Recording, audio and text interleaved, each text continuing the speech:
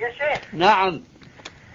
هل تعتقد أن الإخوان المسلمين هم أهل الحق والحقيقة الآن على وجه الأرض؟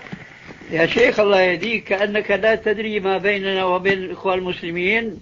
لا أنا ما أقصدك أنت، أقصد أن أناسا يقولون إنهم سلفيون ويخدعونكم فتشهدون لهم بالسلفية وهم هذه حقيقتهم.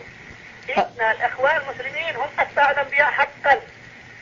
لكن أسألك يا دكتور، هل الإخوان المسلمون كلهم على عقيدة واحدة؟ لا. فإذا ما ينبغي بارك الله فيك أن نطلق عليهم هذا الإطلاق الذي أسمعتني إياه آنفا.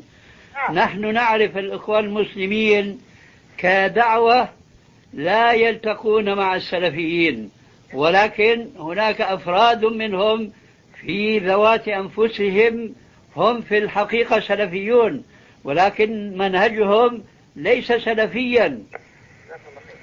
أليس كذلك؟ من الزيارة أنا لعدد من الاعتبارات، منها المرض أخفها ما يتسنى لزيارتكم. نسأل الله عز وجل أن يعافيك وأن يشافيك من قريب، وأن نحظى برؤيتك.